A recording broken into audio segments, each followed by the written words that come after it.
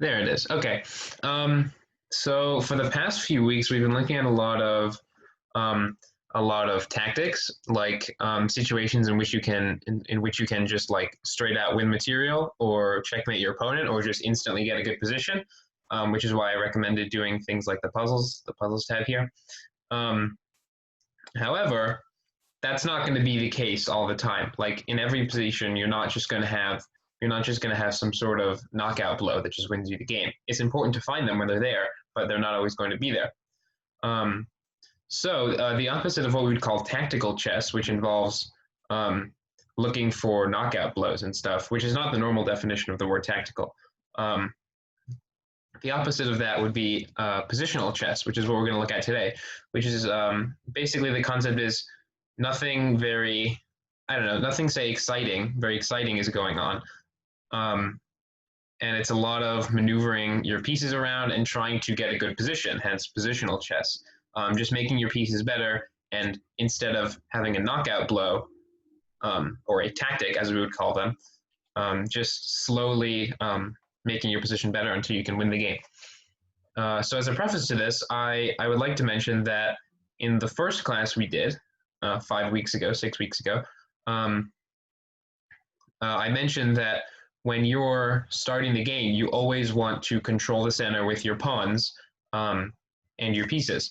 So while that is a very good rule and is the general concept for most openings, and that was the way it was thought you had to play right up until, I don't know, maybe the early to mid 1900s, when there were players who realized that, or maybe it was before that, but when there were players who realized that it's possible to stay back, don't attack the center with your pawns, but instead use your pieces. Let your opponent take the center with their pawns, and instead use your pieces to try to pressure them and to counterattack. And openings like this are called hyper-modern openings because at the time they were made, they were modern. Yes, believe it or not. So the first one I want to look at today is an example it's still a very good opening in practice today. It's actually the opening Black is playing we're going to look at. The important thing is not to remember, as usual, the important thing is not to remember the exact moves that I'm showing you, but just to remember the concept. And this is me trying to demonstrate the concept. So White begins by playing classically. He plays 1d4. Now, most of the openings we looked at have involved moving the king's pawn instead of the queen's pawn. However, both are totally viable options. d4 has been for many years and still is one of the best opening moves in the game, even at the very highest level. So a natural thing for Black to do here would be to play d5. You know, just go tit for tat with White in controlling the center. However, we're mentioning that these openings are not trying to use their pawns so much as their pieces. So Black needs to stop White from playing e4 and getting a huge pawn chain in the middle of the board, or not a pawn chain, but getting a huge pawn center in the middle of the board. So he plays knight to f6. Now this knight move controls the same squares that d5 does, namely these two, the two light squares in the middle of the board, and does get a piece out as well. So knight f6, I believe, is at this point the most common move for Black, with d5 following closely behind, if not the same. So White realizes that right now he can't play e4, and eventually he's going to want to bring his knight out and try to play e4 anyway, if Black doesn't stop him with d5. But before getting his knight out, he realizes that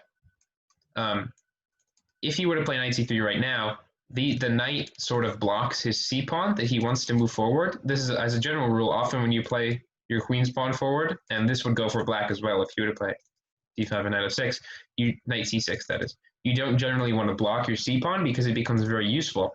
And if you would imagine this c pawn was on the c4 square instead of c2, where it is right now, the knight and the pawn would work together in controlling the center. So with that being in mind, White plays c4, preparing for knight c3, and now if Black plays d5, White can simply take it, and however Black takes back, get a big pawn center. If Black were to take back with the queen, his queen is just attacked, the queen is forced to move back, and then White does the same thing. So now it would be a bad time for black to play d5. However, luckily for him, that's not what black had in mind at all. Again, he doesn't, in this opening, he doesn't want to control the center with his pawns, and instead he uses his pieces. So um, up to this point in the course, we've only looked at playing to get this bishop out. We've only looked at moves like this, which would allow 2 squares for this bishop to move out, and then black could castle, which is his goal. However, the bishop can also move out this way, particularly to the square g7 that his black pawn is on. So one very common idea for black, and I didn't introduce this in the beginning because it's important, these openings can be dangerous. Like if you're not trying to take the center with your pawns, often if you play incorrectly, if black here would play incorrectly, then white would just totally steamroll him because he has all the space, which is a concept we'll talk about later.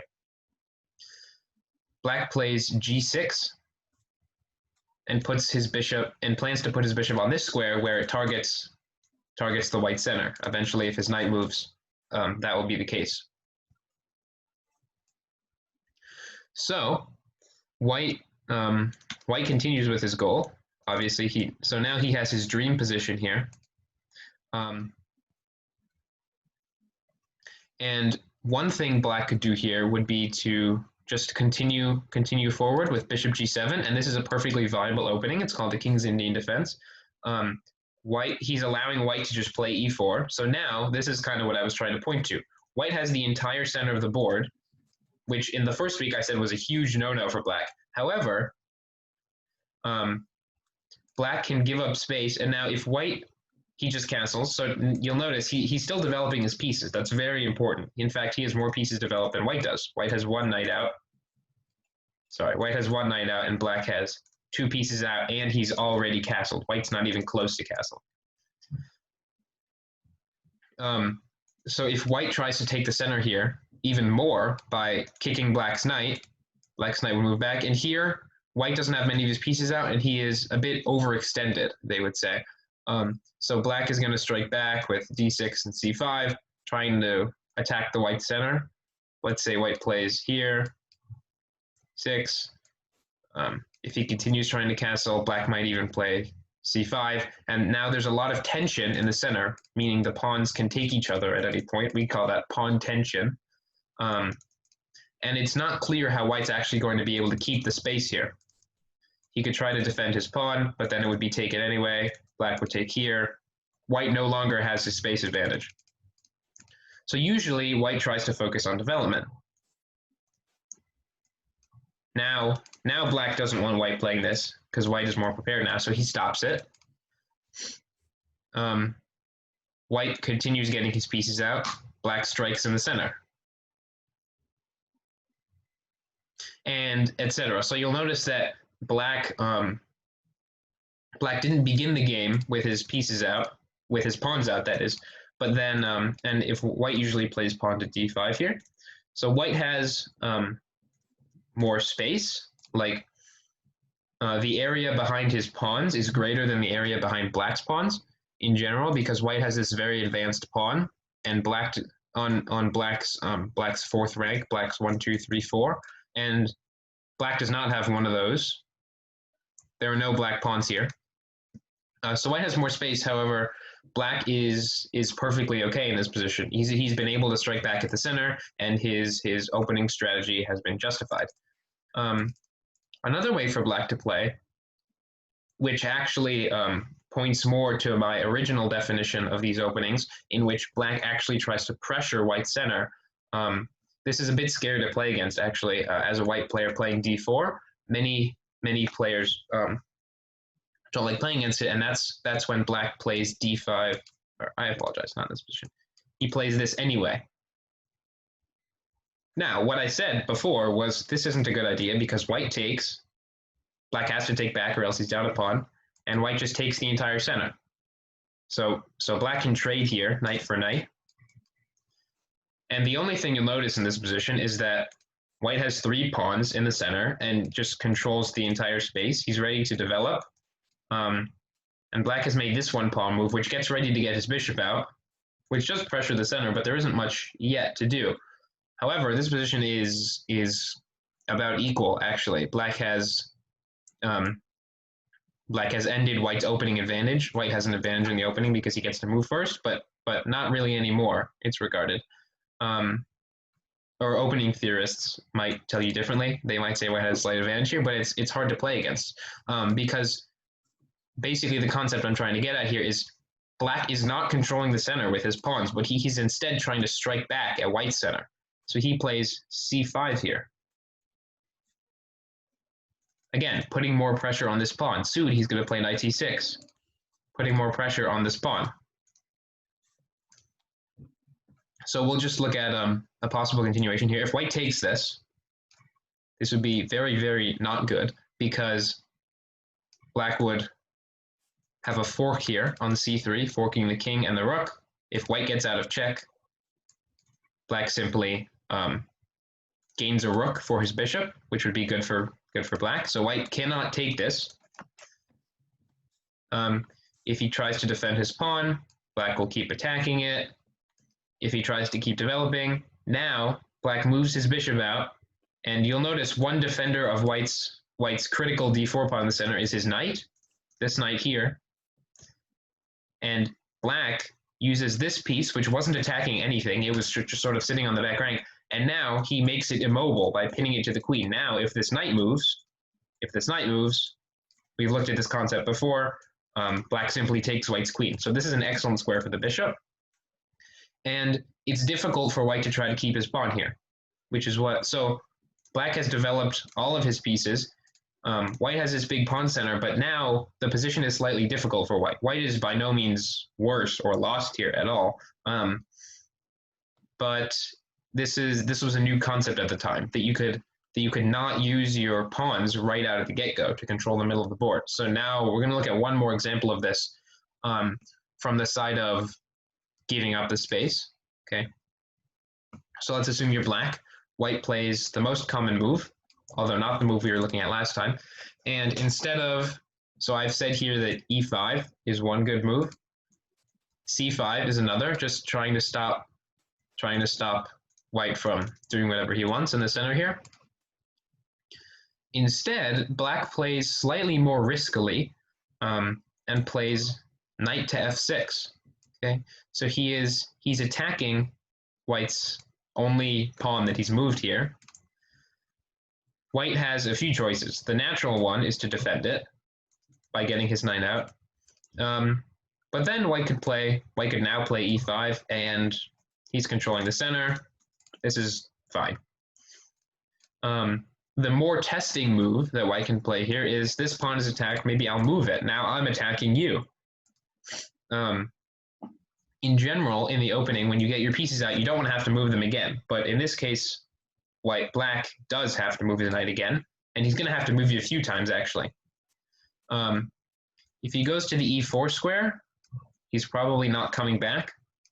White will take more space in the center, and you'll notice White has taken all the space, right? His pawns are much more advanced than Black's, which are all on their starting squares. It's clearly obvious that White has more space here, as we would say, more freedom to move his pieces around, whereas Black has just moved his knight into this risky position, and actually the knight doesn't have anywhere to come back. This knight is just going to be lost eventually.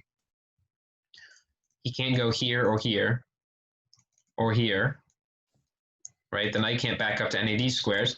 He cannot back up to this square, and all the squares that he can move forward to in White's territory are controlled. So if this knight's attacked, it's going to be very difficult to try to defend it. So this is not what Black wants at all. He needs to move his knight somewhere, though. He's gotten himself into a little bit of a pickle here. So he plays knight to d5. This is a good move and totally justifies Black's play. So White controls the center more. This is a very natural move. He's going to get this bishop out, and he solidifies his control of the center. Black usually tries to strike back at White's center here with d6. You'll notice the way Black always strikes back is with pawn tension. So the pawns will be attacking each other. At any point, either White could take Black or Black could take White. However, right now is not a good opportunity for either of them, because if White takes, Black will take back, and white no longer has too huge of a space advantage, and it's easier. Now he's allowed black to get his bishop out and to castle soon. So instead, white says he just tries to gain even more space. He plays c4. Now this knight has to move for a third time, which is not at all what black wants. However, black is still totally fine, and this is what black wants. So usually the knight will go back here. And now, in this position, black is threatening to capture. And if white takes back, then he can trade queens. And the less pieces, so black has less space here, right? White has this huge pawn center, and black just has this one measly pawn move to one square. Black has less space, and what he wants is to trade pieces. When you have less space, you want to trade pieces. Why? Because when you're cramped, as black sort of is here, your pieces are they're stepping on each other's shoes, some would say. They have a very limited number of squares to fit all of your pieces. So if you have less pieces, that alleviates some of the cramp. So what black wants to do here, if white just makes some sort of nothing move, he wants to capture. White would have to capture back. Now he takes white's queen. White takes back. Now material is equal, but black has been able to trade queens, and now he can get his pieces out freely. He will probably castle on the queen side, because that would come with a check, right? If he castles on the queen side, then his rook would slide over to this square and check the white king. White can no longer castle, which isn't the end of the world, because the queens are off the board, but it would still be nice. So this isn't what white wants. So instead, now he has this huge mass of pawns in the middle of the board. However, the entire idea of this opening is that it looks strange, right? You move your knight. This knight had a little journey over here to get to the queen side, even though it started over here. Whereas white has just been throwing all his pawns forward without getting any of his pieces out. So now it looks like black doesn't have a very good position. However, this position is very fine for black. Even this most aggressive way of white's playing, and white doesn't have to play this aggressively. He can simply take, or he can play knight to f3 to defend this pawn. However, if white even plays super aggressively, this is called the 4 pawns attack, I believe, or something like this, because white has 4 pawns in the middle of the board. Or I may be thinking of a different opening with another 4 pawns attack. However, you get the general concept. Black, now if black takes, again, white doesn't want to go into this whole queen trade thing, so he takes this way. Now, obviously, the queen can't jump through a pawn. Black gets another piece out, attacks white's 2 central pawns, and now you'll notice white's pawns, they're all defended, right? The bishop defends this pawn, the queen defends this one, this pawn defends the other, but they're all also attacked by black, meaning black has pressure on the white center, which was a very key concept that we looked at before. If white plays this very natural move to defend, now we have another key concept, actually. This knight's pinned. Often, in any opening, it doesn't have to be a hyper-modern opening or one where you give up space. In any opening, the bishop usually is good here, pinning the knight to the queen. This is a thing to remember, and if you don't know where to put your bishop, often it can go there. Now this knight is immobilized and is essentially no longer defending the pawn, because if black takes, he wouldn't be able to play knight takes. He would have to play queen takes, which would not be good for him. So he defends it again. And here black even has a fine position after something like e6. His pieces are coming out. He's going to put his bishop to one of these squares. He's going to castle, and he's going to have a fine position, in fact. If instead of knight f3, he goes bishop e3, now he's like, aha, this bishop can't go here anymore. You can't pin my knight because I haven't brought my knight out yet. And if the bishop goes there now, then it's just captured by the queen. But black just says, okay, he brings his bishop out to f5, and again, he's going to have a fine position after something like e6. He's going to keep using his pieces to pressure white's center. Eventually, it's possible that this knight will move, and he will try to strike with c5, again, creating more pawn tension and trying to break down white's center, saying, so I have 3 pieces out, and you have 1. You might have more space, but are you going to be able to keep it? That's the general concept of such openings. Now, I'm not recommending that you never take the center of the board and don't get your pieces out. In fact, both of those are things that you want to do. However, it's just good to know that sometimes people will play like this against you, and it's important not to just become very greedy and just become pushing all of your pawns really far, because often they will strike back. Okay, so now a segue into some positional chess. So we've looked at hitherto, funny word, we've looked at the fact that knights and bishops are generally worth the same. They're generally worth the same amount. Okay, so if you give up your bishop for your opponent's knight, or if your opponent gives up their knight for your bishop, or something like that, a trade like that, neither side has benefited. However, this is not always true. Knights and bishops are very different pieces. Knights can jump over things for one, and they're short range, right? Like a knight from here can't jump all the way over here in one move like a bishop could. However, as shown here, knights do better in positions that are closed, right? So if we were to take all these positions with more locked pawns, so like all of the pawns in this position, for example, are totally locked. Neither side can make any pawn moves simply because pawns can't move sideways or anything like that. They can't capture forward. So this is a very locked position where you'll notice black has a good knight here. It can, prance around the white position wherever it wants. Whereas white's bishop is in a jail cell of sorts. All of his pawns, like his bishop, is never going to be able to do anything here because, as I mentioned in the first class, you probably didn't think it was very important because at the time, why should you? This bishop is a dark squared bishop. It only moves on the dark squares, so these. And all of white's pawns, and all of his pieces, in fact, are on light squares, meaning this bishop cannot attack anything in white's position at all, full stop, ever, because it can never get on the other color complex. It can never move to a light square. So all of white's pawns are totally safe from attack, whereas this knight, every move, it switches color squares that it goes on. So right now it's on a light square. If it moves, it'll be on a dark square, for example. If it moves from there, it'll be on a light square. If it moves from there, it'll be on a dark square, etc. So it can attack any type of square, whether it be a dark square or a light square, and it can jump over pawns. This bishop is sort of imprisoned by his pawns. It's good that the bishop can defend his pawns. However, it wants to be able to move freely too. The bishop can move along this diagonal and can get out. So it's not in a full jail cell, like if white were to have a pawn here, then it would not be able to get out at all. It can get out, however, it can't do anything useful here. So it might look in this position like, okay, the material's equal. Black can take this pawn, but white would simply take back. Knight versus bishop, they're the same. Like this is what you might think before this week. Before I just give you a whole rundown on why black is so much better here. But actually, black is completely winning here because in this position, this knight is worth much more than this bishop.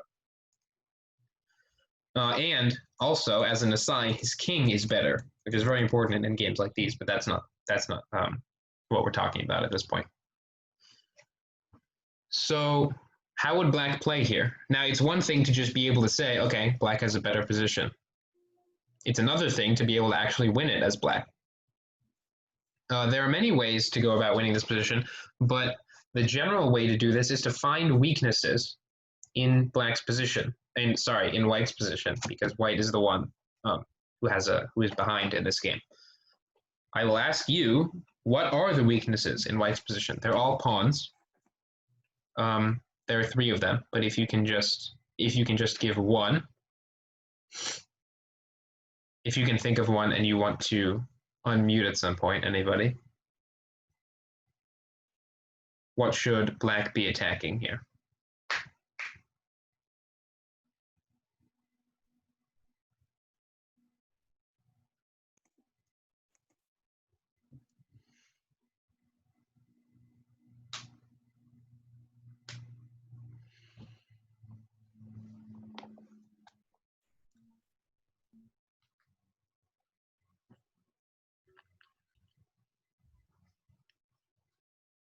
Anybody have any ideas? Oh, wait, what did you ask? What are the weaknesses in white's position? So what should black theoretically attack here? Mm, His bishop. So his bishop, so to get his bishop, white would have to give up this good knight. So I said before, the weaknesses are all pawns. So in this case, the weaknesses are the pawns that aren't defended by other pawns. So this is one of them. It's not defended by a pawn. This is a big one of them. And the pawn on c3 is also one. So those are the three. The other pawns that white has are defended. Right, this one is defended by the pawn on h4. This one is defended by the pawn on c3. And black will never be able to take this because white will take back with the pawn, and he's given up his knight. So one way to attack this pawn and to make the king better would be for black to go here. Oops. Oh, sorry, it's white's move here. So if white tries to move his king into the center as well, maybe try to come around eventually and attack this knight, force it to move. However, black moves into the center, just like white did, and now he has a threat. He's going to take this pawn. And if he takes the pawn, he's just totally winning the game. He has a better knight, and he's just going to push this pawn and make a queen. Not make a queen per se, but white's going to have to give up his bishop to stop this pawn from becoming a queen, and then black will just have this extra knight. So white needs to defend it. The only way for white to defend it is to go here. And now, black has a few things he can do here. So first of all, he can try to stretch white's defenses by attacking both of these pawns at the same time and possibly this one.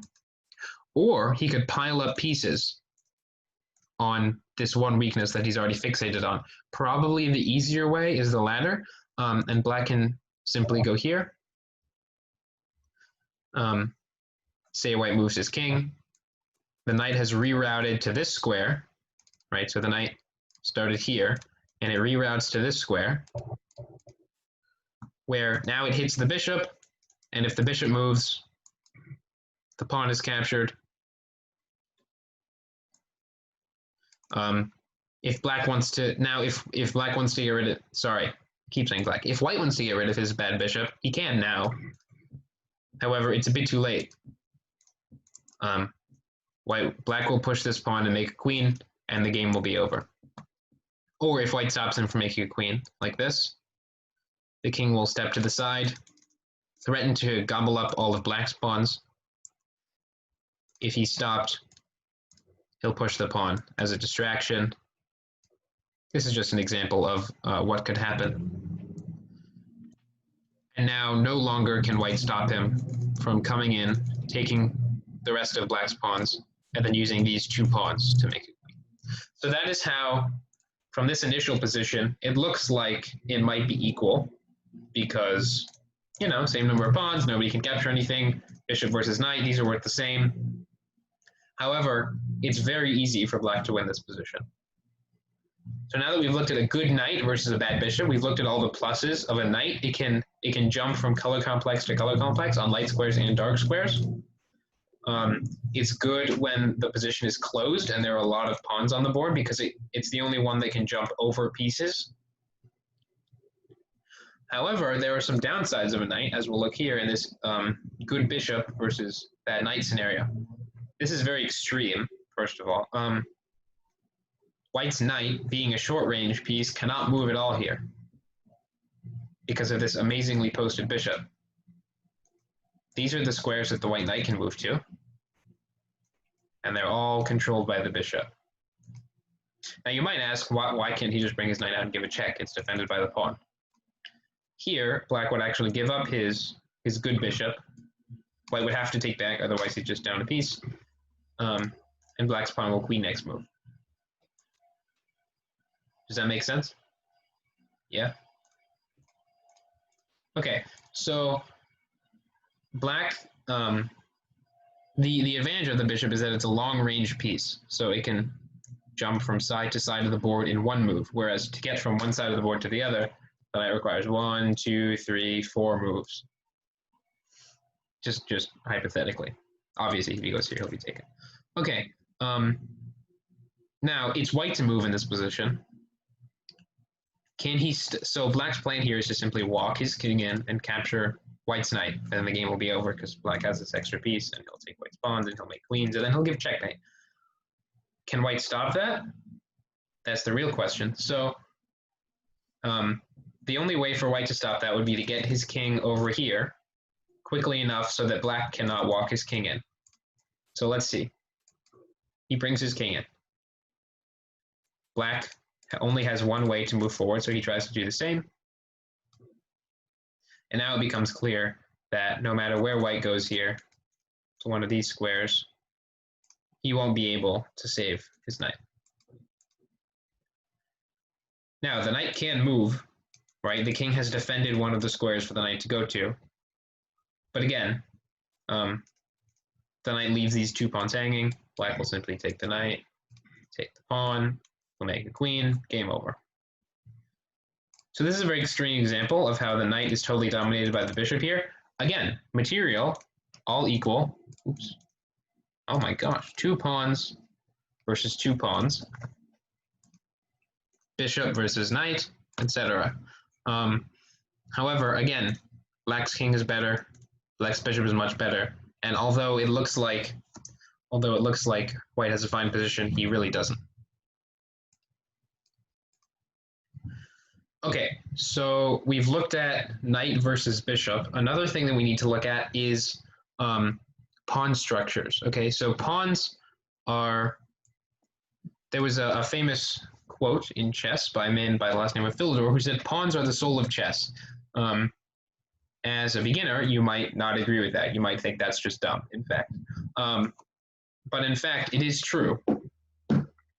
Okay, so the pawns in a game generally define where the play is going to be. Now, we're looking at positional chess, where it's not about trying to win your opponent's pawns or trying to win their pieces, although if in a game you see an opportunity, you always should. Almost always. We're going to look at how the pawns impact the game, and we have names for types of pawns. So that will make more sense as we look into the game. So this is just an example. Again, you don't need to remember this. Sometimes the game starts like this, where black does not play e5, but he plays e6, and if white takes the center, then black does the same. Okay, the most common move for white here is to play e5. Now, here's a great place to talk about the concept of space. White's space behind his pawns, let's assume, is going to be all of these squares, right? Well, if he eventually expands. Black's space behind his pawns, he has like these 2 squares, and maybe this one. His pieces are sort of tripping over, like this position is fine for black. I would just like to point that out. But if he doesn't do anything to attack white's center, it's not fine for black, because right now this knight and bishop want to go to the same square. This knight and bishop want to go to the same square. The queen then, if they're both occupied, wouldn't have anywhere to go. This rook also wouldn't have anywhere to go. Okay, so black needs to attack white's center. He does this by playing c5. Again, pawn tension, right? If white were to take here, now black takes and his pieces are much more free. The knight can go here. This knight will come out, the bishop will come out, the queen has places to move along this diagonal. To add even more arrows, black and castle, etc. So this is not at all what white wants. And in fact, in this position, this pawn will be weak. Black will be able to target it and eventually win it. So white defends it, plays c3. What black should do here is try to keep attacking white's center. This is almost going back to the openings that we looked at the beginning, where black gives up the space. However, not quite, because black still has a great control of the center, and he moved a lot of pawns in the opening. Black will continue attacking with queen to b6, which will threaten this pawn on b2. He will bring his bishop out, etc. However, if black were to say, okay, let me gain space here. Now, white has more space on this side of the board, on the king side, and black has more space on the queen side of the board. So the general plans here would be white would attack on this side, and black would attack on this side. The way they know that is because of what had been formed in the center. It's almost like Connect 4 here. In fact, if we were playing Connect 4, white would have won by playing c3. However, the game that you're playing generally doesn't change right in the middle, so we're still playing chess. If you'll notice white's pawns, he has a pawn chain here. That's what we would call this. The pawns all defend each other, right? This one defends this one, this one defends this one, this one defends this one. And if white's pawn were up here, the pawn chain would be continued. It's diagonal, and it points this way to the king side. Black's pawn chain, this is just so you know the concept, points this way to the queen side. You always go from back to front, or from far away from the middle to closer to the middle. So the players have developed opposing pawn chains here. In general, this position is going to be better for white because when he attacks on the king side, that's where black's king is. And black is attacking on the queen side eventually. So for example, white might go here. Black might go here. White will bring a piece out. Black will bring a piece out. White might continue attacking. Black will. And the game goes on. However, if white manages to crash through, black's king is going to be in huge danger. If black manages to crash through, not much is going to be in huge danger. Maybe the pieces over here. But even if black wins all three of these pieces and white gives checkmate, white will win the game. So this was just to demonstrate the concept of pawn chains. I spoke a bit too much here, but hopefully you get the general idea. This is a pawn chain here, and I chose this opening because it's the first thing that comes to mind when you think of them. Both players within the first, 4 moves of the game create long chains here. Okay, so that is one type of pawn thing we want to look at. Pawn chains are usually good because you control a lot of space in the center and all the pawns are strong. They all defend each other. If you're trying to attack your opponent's chain, meaning you want to try to break it down, like if white makes this weird move here that blocks his bishop, then I might be coming here. But black might try to attack it, attacking the head of the chain, meaning white's most advanced pawn with f6. Or he would try to attack the base by throwing this pawn down the board. And then this pawn would become weak if this one moves, and then if this one moves, this one will fall. And often, if you lose one of the pawns in your pawn chain, the rest will fall like dominoes because they all defend each other. So if you remove one, the defense is lacking. Okay, on from pawn chains into what we would call isolated pawns. So pawns that have been left beside by their friends, you might say. A general idea of this is, now this is the same idea. Black tries to strike the center like this instead of like this. In this case, white does not push, but he takes, and he continues attacking the center. This isn't very important to know exactly the ins and outs of what's going on here. However, I just wanted to demonstrate the concept of, you'll notice this pawn here doesn't have any pawns that can defend it. White has, like a pawn that would defend it would have to be here, here, and white has no pawns on this file, and no pawns here either, because they've both been traded off, right? They both captured. So this pawn cannot be defended by another pawn. Now that's either a good thing or a bad thing, right? There's no general rule because chess is so complicated. There's no rule that says if you have one of these pawns, that's not good. That's not a rule. However, now both players know what they want to do. Black positionally will try to play against this pawn, try to prove that it's weak because it cannot be defended by other pawns. Whereas white will say, white will get all of his pieces out and try to be aggressive. He doesn't want to trade the pieces off because this pawn gives him chances of trying to attack or trying to take a lot of space because it's the only one in the center of the board right now. And if black wants to get one, he has to go here, which is not as advanced as this very important pawn on d4. So this is an isolated queen's pawn. usually the isolated pawns are queen's pawns, or it's very often. You can get this type of thing from many, many openings. It's a queen's pawn because it's on the same line as white's queen started on. So I made up a game here, basically. And so now if we look, if all the pieces come off, I'm going to take all the pieces off except the rooks. Now a lot has changed. Both sides have castled. White has played h3, and they've traded all the pieces off, which I said was not what white wanted to do, and this is why, okay? Because now he lacks the pieces that he wanted to attack, and he's failed to prove that his isolated pawn is a good thing. Now, he's going to need to defend this pawn for the rest of the game. Both of these rooks will come to bear down. If white tries to defend it, black will attack it. White will have to defend it again. And now both of black's rooks can do whatever they want. They can sit here and put pressure on white's pawn still, or they can try to invade this way, whereas white's rooks have to defend. Now, white has not played perfectly by any means, but this is the risk of having an isolated pawn. Black might even play here something like rook to d5. The purpose of this move will be seen in one more. If white does nothing, black can strike. Now you might be wondering, why is black trading off this pawn that I said was weak? However, if white were to take this, black takes white's rook, white takes one of black's, and now material's equal, but black captures one, and he just has this extra rook. So this pawn is in fact pinned to the rooks. It cannot move, so white attacks it again.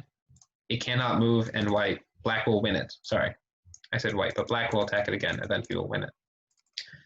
Now, white has not played perfectly here. In fact, white played badly, because he did not try to take advantage of the fact that his isolated pawn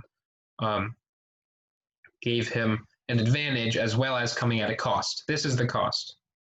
White's pieces are all stuck defending it. Because, like, if white had a pawn here that was able to defend it, he wouldn't have to use all of his pieces. Does that make sense? So this can either be a good thing or a bad thing. Okay. Onto more types of pawns. These, you don't need to memorize these exact examples, but again, memorizing the concepts, I'm going to keep saying this for the rest of the class. Memorizing the concepts are very important. This is slightly more advanced than the simple you win your opponent's pieces, right? When they stop giving you their pieces, and as you get better, they will stop giving you their pieces, you will need to be able to win the game some other way. Now, this is confusing. We've already looked at this position. This was the one pawn breakthrough that I wanted to show, but it also demonstrates another concept. I showed this a few weeks ago, maybe 2 or 3. It also demonstrates another concept, however. We remember that the move was this, and that white needs to use his pawns to make a queen because his king is going to be cut off by black's king. And if black took, then he would go here. Black would have to take because white's threatening this. Now, in this position, this is the one I really wanted to show, but I wanted to show where it came from too. There was a reason white gave up 2 of his pawns just to save this one. This is what we would call a passed pawn. It's passed, as in it is past any opponent's pieces that can stop it. So here, neither side has any passed pawns because, like, this pawn is stopped by this one is stopped by this one. If he tries to run it for a queen, it's simply going to be stopped.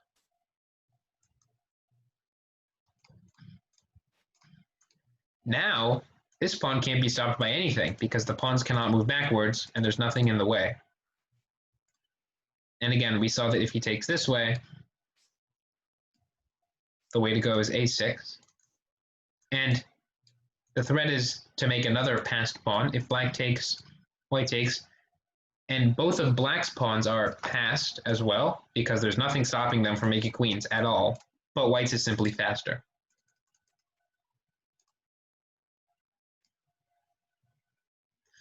Okay, so this is kind of something to think about, and I want you to think about it and then tell me what you think. The material is equal here. both sides. I could have added more pieces to the board. I could have added more pieces, but that just seemed like it would make it more complicated. This is very basic. These pawns are what we would call outside passed pawns. Like they're passed, obviously, because nothing is stopping them from making a queen. If black had a pawn here, white's a pawn would not be called a passed pawn because if he tries to make a queen, it'll just be captured. I hope you can imagine that if black has a pawn here. Okay, so these would be called outside because they're on the outside of the board. They're about as far as you can get from the middle of the board. And these aren't called inside pass pawns. There's no real name for that. But which one do you think is better to have? And in fact, in this position, one player is totally winning the game, like will win the game easily. And one player, if the game is a draw, will be thanking his lucky stars. So which one do you think is which? I'll let you think.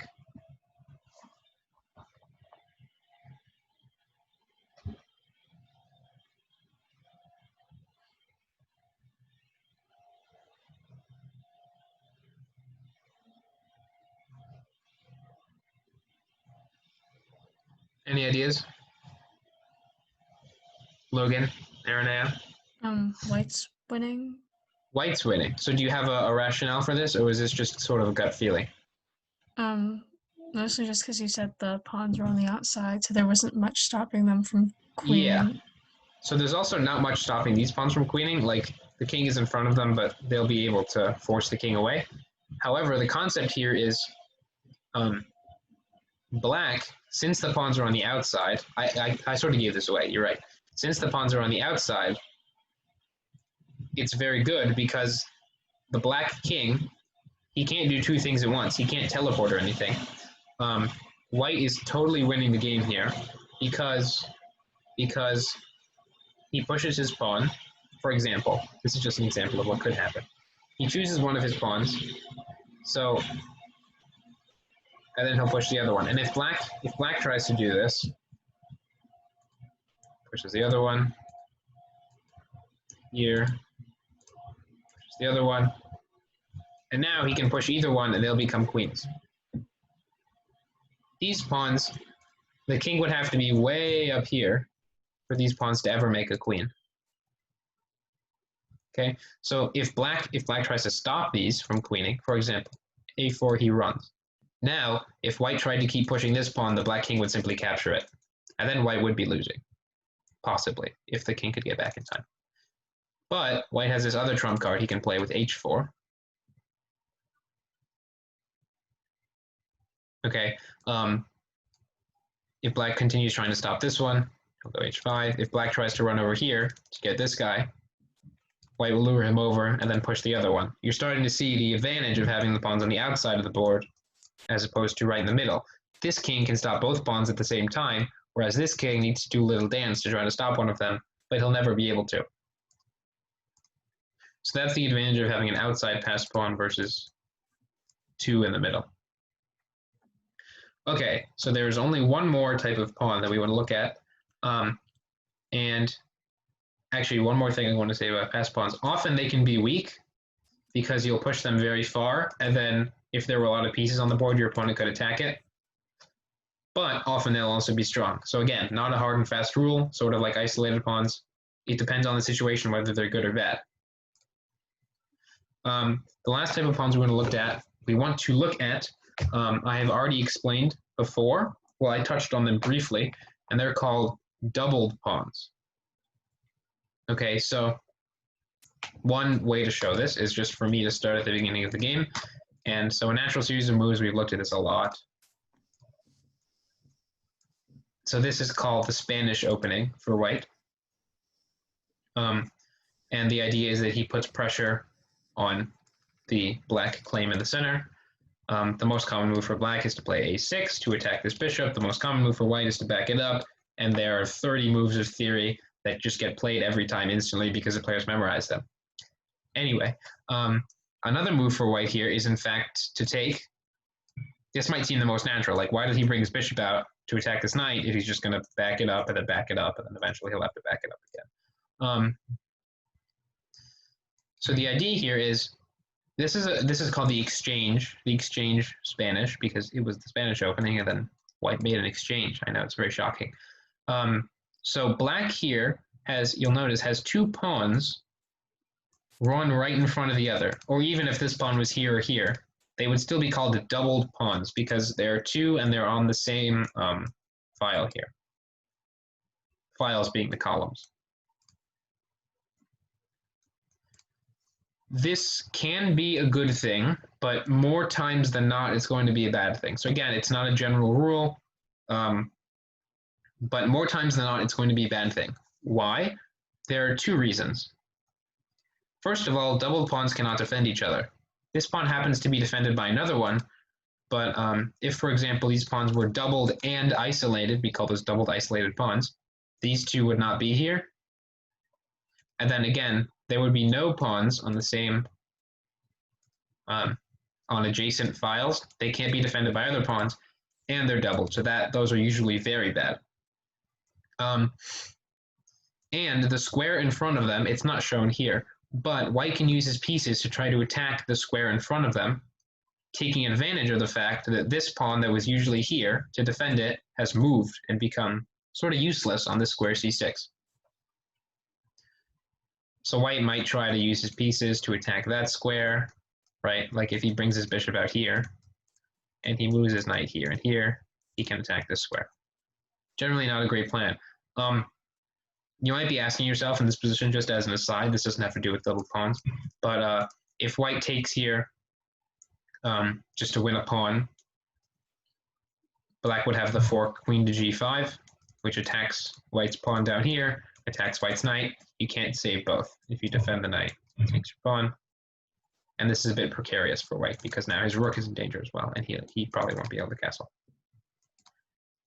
But this is not exactly what I wanted to look at.